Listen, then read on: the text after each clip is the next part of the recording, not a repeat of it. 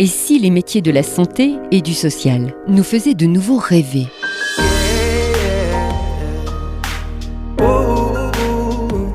Vibration, échographie d'un métier, un podcast du Centre d'information et de promotion, le 28. Regard subtil et émouvant, au-delà des stéréotypes sur les métiers de la santé et du social. Notre mascotte ailé, le Piaf, oui, un petit oiseau, nous emmène dans des récits de vie sans tabou, honnêtes et inspirants.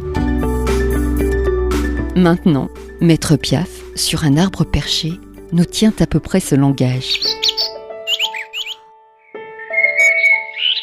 Oh là là, je suis tout chamboulé. Et vous savez pourquoi ? D'abord parce que le 28, le Centre d'information et de promotion des métiers de la santé et du social de Genève, m'a choisi comme mascotte officielle de ce podcast sur la vie des aides en soins et accompagnement, les ASA. Ça, c'est le mot technique. Mais pour vous, on parle bien des aides-soignants. Quelle classe ! Moi qui ne fais que bâiller aux corneilles et regarder les passants qui passent. Et justement, je me suis perché dans un marronnier, juste devant leur trat. C'est au quartier des Charmilles. Depuis quelques jours, il en passe du monde par ici.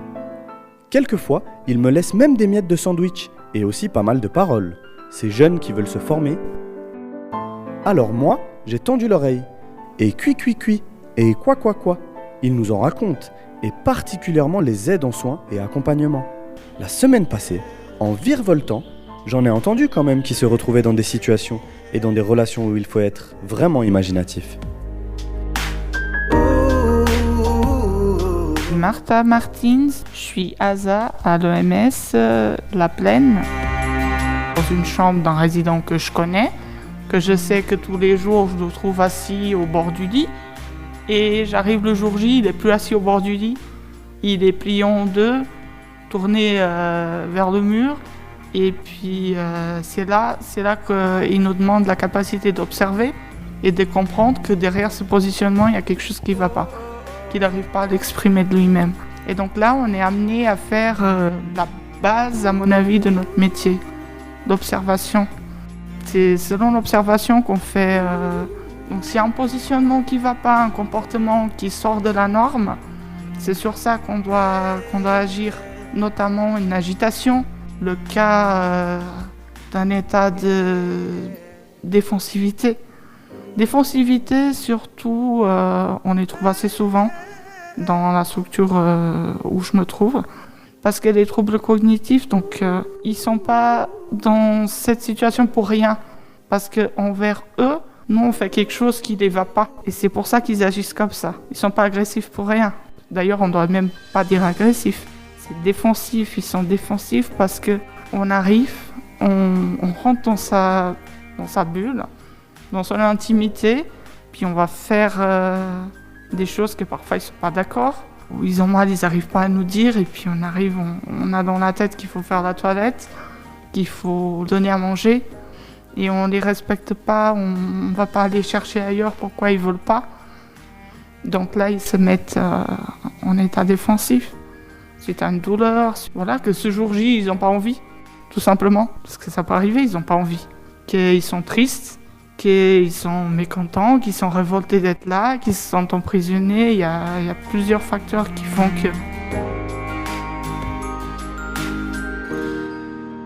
Stéphane Falibaron, aide en soins et accompagnement. Je travaille à l'EMS La Louvière, établissement fermé pour troubles cognitifs et Alzheimer.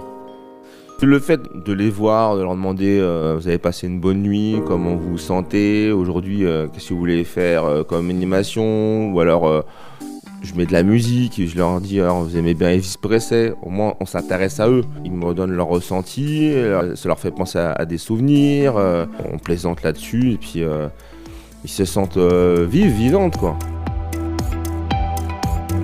Fernando Barbosa, aide en soins et accompagnement, ASA, aux EPI. Dans la pratique, on apprend beaucoup. Parce que la théorie, c'est tellement important. On fait connaissance de tout le dossier médical de chaque résident d'avance.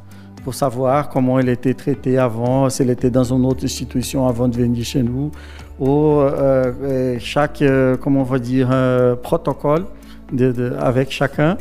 Et qu'est-ce qu'il aime, qu'est-ce qu'il n'aime pas, qu'est-ce qu'il fait, comment il réagissait à certaines situations.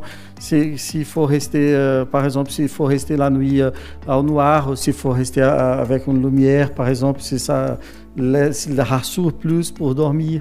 S'il a besoin de musique, s'il n'a pas besoin de musique, s'il discuter avec, ça va bien. Ou se laisser tranquille, ça va bien aussi. Donc, chacun a vraiment sa particularité et on apprend un par un comment travailler avec. Parce que ça, c'est important pour développer notre travail.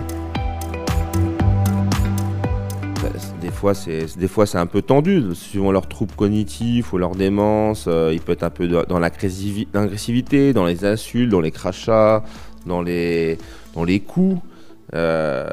Après, faut être préparé. Donc, mais c'est leur pathologie qui veut ça. Avant, ils avaient une histoire de vie. Avant, c'était des gens qui travaillaient directeurs de banque, à Rolex, boulangère.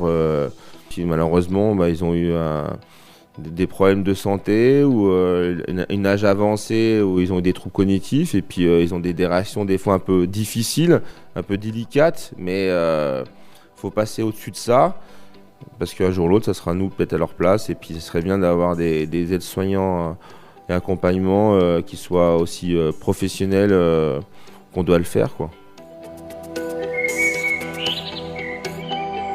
Dans ce métier d'aide en soins et accompagnement, comme le précise Stéphane, le professionnalisme est de rigueur. N'empêche, quelle responsabilité ce travail ? C'est une grande responsabilité, je pense. Nous, comme aides-soignants, pour moi, on est la base. En fait, de toute cette pyramide, on est la base justement des soignants. En fait, c'est nous qui on est de manière constante à côté du patient. C'est nous qui on le connaît plus. C'est nous qui on passe plus de temps avec lui. C'est nous qui on l'observe plus. Du coup, bien sûr, on est responsable parce que les infirmières dépendent de nous. Quand nous, on donne nos observations, quand nous, on explique ce qui arrive avec les patients, pourquoi cette patient, ou pourquoi ce résident, il est comme ça ce jour, pourquoi hier, c'était d'une autre façon.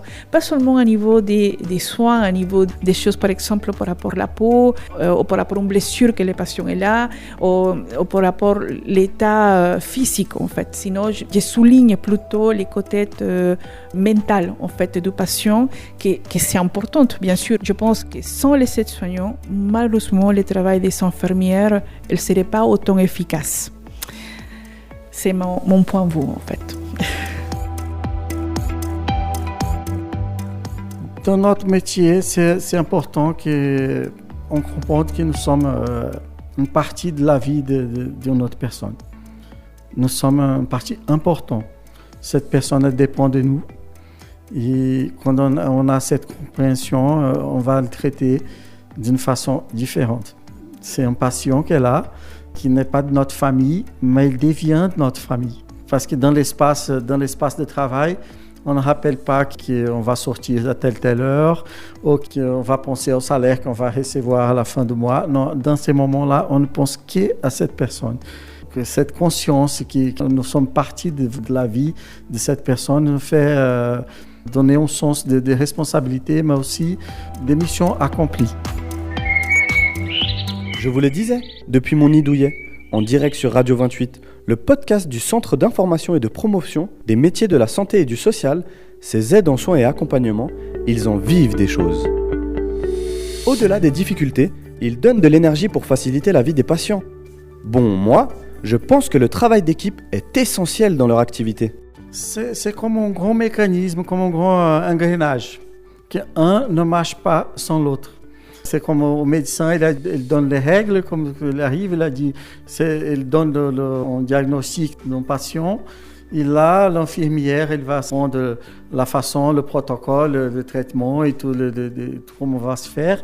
Et après, il y a les éducateurs qui viennent aussi pour mettre ça en place, des questions de comportement. Après vient les ASSC, qui sont la partie de soins aussi avec nous, et les ASE, qui sont les auxiliaires des éducateurs. Et après, c'est nous qui va aussi faire en pratique avec, pas à côté d'eux, mais avec. Pas derrière, pas devant, mais toujours avec comme un seul corps. Parce que pendant, par exemple, qu'une infirmière fait un nettoyage d'une sonde, on commence par exemple, faire un rinçage d'une sonde là, qui est un résident qui est sondé. O aide-soignant est là à côté en train de le placer sur le lit, ou de le tenir sur la position pour que l'infirmière travaille comme il faut, ou en même temps faire le soin aussi, pour regarder s'il est propre, si la protection elle est bien, s'il est bien placé avec son oreiller au lit, s'il a un pansement derrière, il faut le laisser de côté, du changement de position, s'il reste alité. Tout ça compte à la fin. Mais c'est une question plus de feeling. Oui, tout à fait. Je pense qu'on passe tellement de temps ensemble, on passe tellement de temps avec les infirmières, avec les aides-soignants, les physiothérapeutes, qu'on se voit tous les jours. Et on passe 8 heures de notre journée au travail. Et bien sûr, on commence, ces petits groupes de soignants, ils commencent à devenir une famille. On est soudés, on a vécu des moments difficiles, on a passé aussi la pandémie et on a passé des moments avec beaucoup de charges de travail qui ne sont pas tout à fait évidents. Et bien sûr, au fur et à mesure, avec le temps, on devient comme une famille, on se connaît pas mal, je pense. Et, on s'est soutenu des moments difficiles, on est très unis. Et je ne parle pas seulement de mon équipe, je pense que ça passe avec toutes les équipes de soins. On devient tellement unique, peut-être. Et on fait un travail exceptionnel, je pense. Je dis toujours, pour un travail exceptionnel, on a besoin de personnes exceptionnelles. Et je pense que si on fait des équipes exceptionnelles, et oui. Me revoilà, le petit Piaf du 28. Oui, parce que pour vous, c'est facile. Vous savez qui je suis, que je vis dans un marronnier et que j'écoute discrètement les témoignages du personnel soignant. Les ASA. Mais vous, ou toi, plutôt qui m'écoute, tu es qui? Peut-être un jeune en recherche de vocation. Et tu te dis, mais ce métier, c'est pas facile. Et je ne suis pas sûr d'y arriver. Eh ben, écoute plutôt ce que dit Gisèle Montalvo. Pour faire ce métier, comment je peux vous convaincre à faire ce métier? Déjà, pour faire ce métier, je pense que si vous aimez les gens, si vous aimez être en contact avec les gens, et si vous voulez, et si vous aimez bien sûr les soins, et vous voulez soigner les gens, et vous voulez passer du temps avec cette personne, les donner du confort à cette personne, par exemple, dans les derniers moments de sa vie, je pense que ça peut être le plus beau métier. Il faut avoir, je pense, de toute façon, des natures, en fait, il faut aimer les gens, il faut aimer la communication, il faut aimer être entouré des personnes, il faut être dynamique, il faut aimer vouloir aussi bouger et être assez généreux par rapport à son être, en fait, de pouvoir, comme je l'ai dit, bloquer ses émotions et avoir des ressources. Si on n'a pas de ressources, malheureusement, c'est un peu compliqué de le gérer. Il faut avoir de quoi se tenir dans les moments plus compliqués. Je profite de ces moments justement pour dire à toutes les personnes qui aimeraient faire ce métier qui ne vont pas le regretter. C'est vraiment toute la satisfaction personnelle qu'on a après, quand on a un merci d'une passion, un merci de la famille, ou quand on voit les personnes sorties de l'hôpital et qui sont déjà beaucoup mieux. Il me dit merci beaucoup pour m'avoir aidé ou pour m'avoir écouté. Il sort comme ça heureux. Il me dit j'espère jamais vous voir. Et je dis moi non plus. Je préfère vous voir à l'extérieur, mais pas à l'hôpital. Et je pense que c'est satisfaction aussi quand la personne décède. Et le voir qu'on a bien fait le travail, qu'on l'a accompagné, qu'on l'a soulagé et qu'elle est partie tout tranquillement et que la famille elle est contente, il vient à nous voir, il nous dit merci beaucoup pour tout ce que vous avez fait pour mon papa, pour mon frère, pour mon fils. Je pense que sa satisfaction personnelle qu'on a, c'est waouh, c'est magnifique. Je dirais, je pense qu'il y a un homme de tous les infirmières et tous les aides-soignants. Je pense que ça a un côté émotionnel très fort. J'espère, avec ce podcast, de pouvoir convaincre de plus de personnes pour faire ce métier, que ce n'est pas tout à fait facile, mais toutes les récompenses qu'on reçoit à la fin de notre travail, c'est beaucoup plus important, nous donne plus de satisfaction que ce que nous, on pense.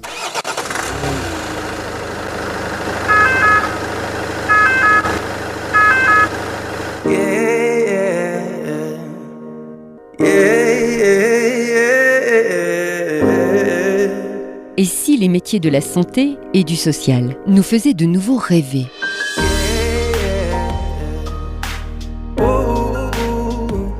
Vibration, échographie d'un métier, un podcast du Centre d'information et de promotion, le 28. Regard subtil et émouvant, au-delà des stéréotypes sur les métiers de la santé et du social.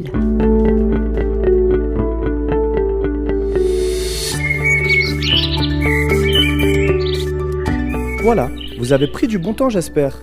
Et encore merci à Gisela Montalvo, Martha Martins, Fernando Barbosa et Stéphane Falibaron. Tous et toutes aident en soins et accompagnement dans des EMS, en hôpital ou en établissement pour personnes en situation de handicap. Elles m'ont permis de divulguer ces informations top secrètes. Et moi, je vais retourner dans mon marronnier, juste au-dessus du bâtiment où se trouve l'ORTRA et le 28, Centre de promotion et d'information des métiers santé sociale. Ils m'ont bien motivé à vous partager ce podcast. D'ailleurs, l'air de rien, on revient avec un nouvel épisode. À tout bientôt. Cui, coin et à la prochaine. Ah oui, au fait, le podcast, vous pouvez le partager depuis notre site ortra-ge.ch et sur les plateformes podcast. Cette fois-ci, en vrai, je décolle.